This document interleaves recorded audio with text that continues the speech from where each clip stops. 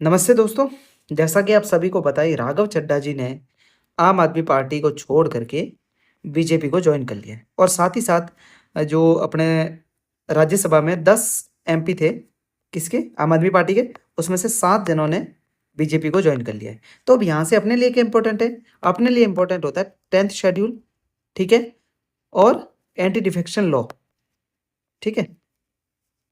और वहाँ से कैसे पार्टी स्प्लिट होती है और कैसे मर्जर होता है। तो ये सारी चीज़ें अपने लिए इंपॉर्टेंट है। उनसे रिलेटेड कौन-कौन सा संविधान संशोधन था, तो लास्ट तक बने रहना है। पूरा एकदम ब्रीफली अच्छे से पूरा डिस्कस करने वाले हैं, ठीक है? देखिए, भारतीय संविधान की 10वीं अनुसूची दल-बदल विरोधी जो एक्ट है ना, उसको डिफाइन करती है, जो कि 52वें संविधान संशोधन के द्वारा 1985 में इस संविधान संशोधन से इस अनुसूची को ऐड किया गया था, ठीक है? और सिंपल सा मतलब क्या था? इसका उद्देश्य था कि जो राजनीतिक जो दल-बदल हो रहे हैं अनैतिक तरीके से, उनको रोका जाए और जो चुनावी प्रणाली है उसको मजबूत किया है, ठीक है? और राजनीतिक जो अस्थिरता थी उसको कम करने के लिए इसको लाया गया था। अब देखिए, इसका दायरा कहाँ-कहाँ है? लोकसभा, राज्यसभा, राज्य विधानसभाएँ और राज्य विधान परिषदें। इन चारों मतलब जो सदन है, इन पर ये दल-बदल लागू होता है और जो 10 शेड्यूल है वो लागू होता है, ठीक है? अब अयोग्यता किस आधार पर होती है कि कोई व्यक्ति, कोई सांसद दल-बदल के थ्रू अयोग्य हुआ, ये कैसे होगा?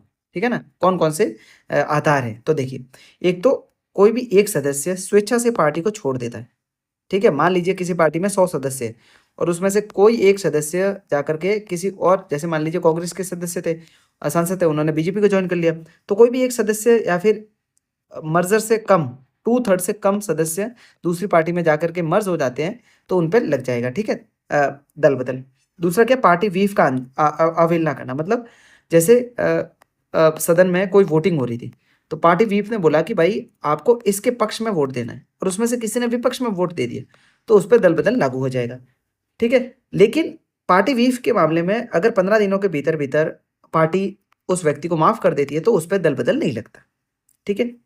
अगर कोई स्वतंत्र सदस्य है, यानी कि स्वतंत्र सदस्य का मतलब क्या है? क्योंकि भाई कोई भी मतलब बिना पार्टी के, ठीक है? विदाउट पार्टी जीत करके आया हो, है ना?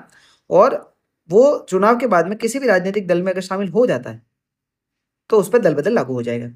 और अगर कोई नॉमिनेटेड मेंबर है, जो मनोनीत सदस्य है, वो 6 महीने के बाद अगर किसी पार्टी को जॉइन कर लेता है, तो उसके ऊपर लग जाएगा दल-बदल, ठीक है? तो ये 4 ऐसे आधार हैं जिनके आधार पर दल-बदल लगाया जा सकता है, उसके बेस पर अयोग्यता को मतलब लागू किया जा सकता है।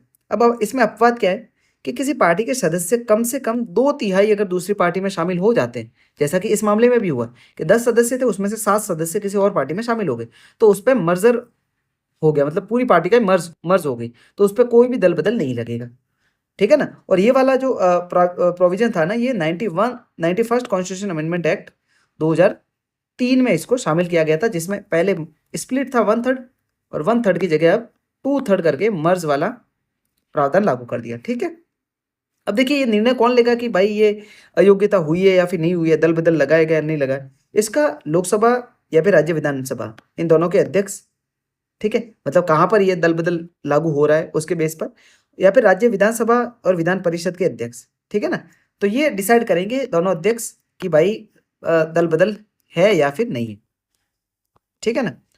अब देखिए, न्यायिक समीक्षा जुडिशियल रिव्यू हो सकता है या फिर नहीं हो सकता है। अगर देखिए, ये जो फैसला है वो दुर्भावनापूर्ण लिया गया है, संवैधानिक उल्लंघन हुआ है इसमें, या फिर कोई प्रक्रियात्मक अनियमितता देखी जाती है, तो सुप्रीम कोर्ट इस पे जुडिशियल रिव्यू कर सकता है, ठीक है ना? तो जुडिशियल रिव्यू रहेगा इस पे। ऐसा नहीं हो कि भाई स्टेटमेंट में आ जाए कि इस पे जुडिशियल रिव्यू नहीं हो सकता, तो गलत हो जाएगा, जुडिशियल रिव्यू हो सकता है। अब देखिए, कुछ सुप्रीम कोर्ट के फैसले थे, कोहतो हिलोहान बनाम जाचिलू 1992 का, जिसमें ये बोला था कि 10वीं अनुसूची की संवैधानिक वैधता को बरकरार रखा था और अध्यक्ष के निर्णयों को न्यायिक समीक्षा के अंतर्गत लाया गया था, ठीक है? नवाब राबिया केस 2016, इसमें क्या बोला था कि अध्यक्ष दल-बदल के मामलों पर तब तक निर्णय नहीं दे सकते जब तक कि उन्हें हटाने के लिए कोई प्रस्ताव लंबित नहीं हो, ठीक है ना? और इस पे 3 केस है देखिए, कोहतो हिलोहान, नवाब राबिया और किशम मेघचंद्र। किशम मेघचंद्र 2020 का मामला था लेटेस्ट। इसमें ये बोला गया था कि भाई उचित समय सीमा के अंतर्गत इस मामले को, मतलब अध्यक्ष द्वारा इस पे मतलब आपको निर्णय लेना पड़ेगा और बोला था कि भाई 3 महीने के भीतर-भीतर आपको निर्णय लेना पड़ेगा कि भाई दल-बदल लागू हुआ है फिर नहीं हुआ। ठीक है? अब देखिए, अब ज़्यादा इम्पोर्टेंट 2 एक्ट थे अपने पास, जो संशोधन हुए थे। द फ 52nd कॉन्स्टिट्यूशन अमेंडमेंट 1985, इसके द्वारा 10 शेड्यूल को ऐड किया गया था, और 91st कॉन्स्टिट्यूशन अमेंडमेंट एक्ट 2003 के द्वारा स्प्लिट की जगह मर्जर लागू किया था। ठीक है ना? अब देखिए, ये वही है सारी चीज़ें, और इसकी पृष्ठभूमि ये थी कि दल-बदल मामले में हरियाणा के एक मतलब विधायक थे, तो उन्होंने मतलब बहुत कम टाइम में बहुत ज़्यादा बार पार्टियों को बदल दिया कि 1 महीने इस पार्टी में रह गए, फिर दूसरे दिन किसी और पार्टी में जॉइन हो गए। तो इसी को रोकने के लिए ये फिर जो द 10th शेड्यूल था ना, उसको लाया गया था। ठीक है? ओके। तो अपन ने मुख्य बातें तो सारी डिस्कस कर ही ली है। ठीक है? हुँ। अब देखिए, संविधान के अनुच्छेद 75 और 164 में संशोधन किया गया था इसके थ्रू।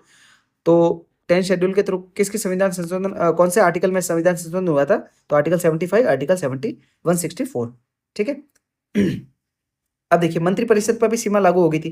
प्रधानमंत्री और मुख्यमंत्री सहित मंत्रियों की कुल संख्या लोकसभा एवं राज्य विधानसभाओं की 15% से अधिक नहीं होनी चाहिए।